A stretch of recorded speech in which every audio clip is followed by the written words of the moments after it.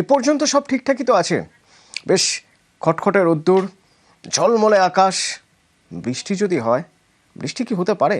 হাওয়া অফিস কি বলছেন সরাসরি একবার জেনে নেওয়া যাক। এখনো পর্যন্ত যা পরিস্থিতি তাতে ওয়েদার ফোরকাস্ট বলছে যে দুর্যোগ আর সেভাবে নেই। বিশ্বজিৎ রয়েছেন আমার সঙ্গে। বিশ্বজিৎ, তাই তো? একদমই, অর্থাৎ দুর্যোগ নেই, ভারী বৃষ্টি নেই একথা বলাই যায়। অন্তত নবমীর সকাল দুপুর পর্যন্ত এই পরিস্থিতি থাকবে। আজ যদিও বজ্রবিদ্যুৎ সহ বৃষ্টির সতর্কতা ইতিমধ্যেই জারি হয়েছে দক্ষিণ চব্বিশ পরগনা, পূর্ব পশ্চিম মেদিনীপুর, ঝাড়গ্রাম। এরকম ভাবে বিক্ষিপ্ত ভাবে কিছুক্ষণের জন্য সেই ছাগল তাড়ানো বৃষ্টি যাকে বলে আর কি, সেই রকম স্থানীয় ভাবে একটু বৃষ্টি হতে পারে।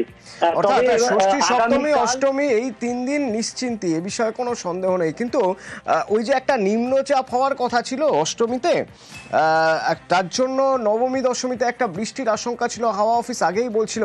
সে বিষয়ে কিছু জানা যাচ্ছে? আন্দামান সাগরে সেই শিশু জন্মাচ্ছে, অর্থাৎ সেই ঘূর্ণাবর্ত তৈরি হবে এবং আন্দামান সাগর থেকে উত্তর বঙ্গোপসাগরে এসে সেটি নিম্নচাপে পরিণত হবে নবমীর দিন। নবমীর নিম্নচাপে একটা দুর্যোগের আশঙ্কা রয়েছে, তবে সেটা উমা বিদায়ের সময়, অর্থাৎ সেই দশমী একাদশী। এই শুধুমাত্র দক্ষিণবঙ্গ নয়, উত্তরবঙ্গও ভাসতে পারে এমন ইঙ্গিত রয়েছে। কারণ উত্তর বঙ্গোপসাগর মানেই বাংলাদেশ ও বাংলা, আমাদের পশ্চিমবঙ্গ উপকূল।